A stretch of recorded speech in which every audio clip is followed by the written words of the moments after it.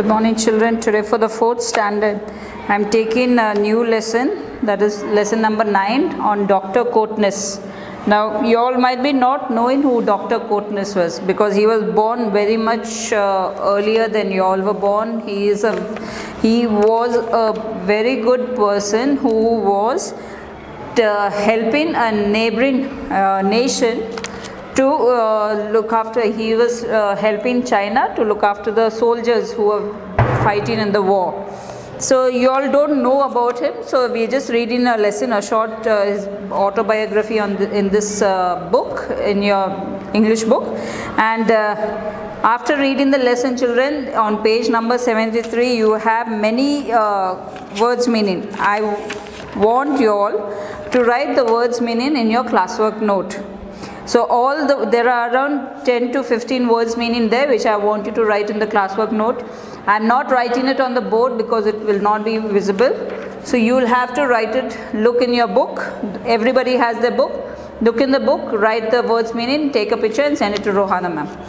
Now I will only read the lesson out to you. I will explain the lesson, and then your homework for the English this lesson will be to write the words meaning in your classwork note and learn and study it 5 times.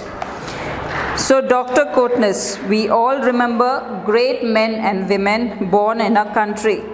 Very rarely are people remembered in other countries. So this is what I was telling you in the beginning of the lesson, children. Like Dr. Kotnis, though he was an Indian, he spent majority of his work, he was spent in China, where he was looking after the Chinese soldiers during the war. Here is a story of one great Indian who is remembered and respected in China for his service even today. So he is even respected and remembered in China for his service in China, though he is an Indian.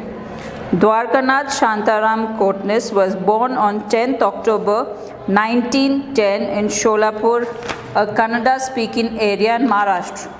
So it's in Sholapur, which is actually in Maharashtra, but they do speak Kannada in that area. He was born on 10th of October 1910. This is way long back than you all are born. Okay.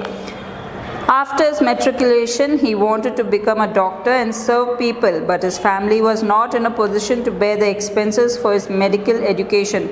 So he was, after he finished his 10th, he wanted to become a doctor and serve the poor people. But since he was from a poor family, they did not have that much of money to send him to a medical school. With a lot of hard work and help from others, he was able to pursue his dreams. His determination to study medicine and help the needy brought him success. So he was very much interested to become a doctor. So his determination to become a doctor is his focus, like he was focused that he wanted to be a doctor. So with lot of hard work and a lot of help from his other people, he could pursue his dream of becoming a doctor. His determination to study medicine and help the needy brought him success. He studied Bachelor of Medicine at GS Medical College of the University of Mumbai. So since he was born in Maharashtra, it was very fair for him to go to Mumbai and study medicine. There was a war between China and Japan in 1937. Many Chinese soldiers were injured. China requested India to send doctors to treat the injured soldiers. So once he graduated as a doctor, he became a doctor. That time there was a war going on between China and Japan. That was in 1937. So many Chinese soldiers were injured. So China requested India to send few doctors to treat these soldiers. Dr. Kotnis was one among the 5 Indian doctors who went to China. So among 5 doctors which India sent, Dr. Kotnis was one. Only Dr. Kotnis remained there when the others returned to India. He used an ambulance as a mobile clinic to treat the wounded soldiers. So what happened is, when he used to, the war is going on in the background, so what Dr. Kotnes did, he used an ambulance as a clinic, and these soldiers were brought to the clinic in the ambulance, and he used to treat them over there. There were times when he carried the wounded soldiers on his shoulders. Once he happened to work for 72 hours continuously without rest or sleep. So he was so much into treating these injured soldiers that he used to, even sometimes when he did not have help from other soldiers to carry wounded soldiers, he used to carry them on the shoulder, take the soldiers to the clinic and treat them there. Like this, he used to work continuously without rest or sleep. The hardships of military life and stress made him weak. He died of epilepsy in 1942 at a very young age of 32. His body was buried in the courtyard of Heroes. So what happened, children? He was very young.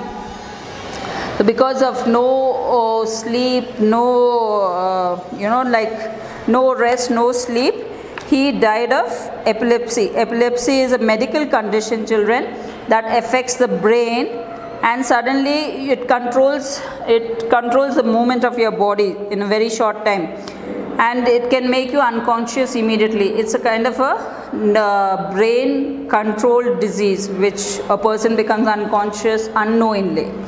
So he suffered from that because he was very, very much stressed out. He didn't have enough of rest or sleep. His body was buried in the courtyard of Heroes. The president of China mourned the death of Kotnes by observing that the army has lost a helping hand, the nation has lost a friend. Let us always bear in mind his international spirit. So the president of China was very sad because he was living for the soldiers continuously, 24/7. He was living for the soldiers. He was treating them. He was making them get better and all that. So the president of China, when he sent out a message to the Chinese people that the army has lost a helping hand because he was such a good person. The nation has lost a friend. He was only with the soldiers 24/7. So he was like a friend among them. Let us always bear in mind his international spirit. International spirit means, children, Dr. Kotnes did not belong to China. He went there to treat the Chinese soldiers. Basically, he was an Indian. Even today, Dr. Kotnes is revered by the Chinese. In April 2005, on the occasion of Ancestors Commemoration Day, flowers were sent to the statue of Dr. Kotnes from all parts of China, even by school children. The story of his life was the subject of a Hindi film, Dr. Kotnes Ki Amar Kahani, directed by V. Shantaram, who was a Kannadigan. Any Chinese top-level delegation to India never misses to honor the family of Dr. Kotnes. The gratitude of Chinese towards him is highly remarkable. So what they say in the last para, children, that Dr. Kotnes is so much revered, he was so much respected by the Chinese people that on Ancestors Commemoration Day that is celebrated in China, flowers are sent to his statue. There's a statue of his in China. So flowers, his statue is decorated with flowers.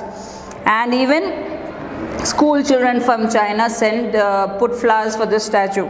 So, and there's a director, a Bollywood director whose name is V. Shantaram. He made a Hindi film on Dr. Kotnes's struggles, life and struggles that he went through. So these Chinese, whenever the Chinese delegation comes to India, they visit Dr. Kotnes's family and they honor them. So the gratitude of Chinese towards him is highly remarkable. In this manner, though he is an Indian, he had earned the love and respect from the Chinese people. So coming to your words meaning on page number 73, children, I'll just read out the words and the meanings. The rest you have to look at the words and meanings from your book and write it down into your classwork note. That will be your homework for it. And I'll just read out and I'll explain the meaning to you. Matriculation means a level of examination to be passed to enter a college or university.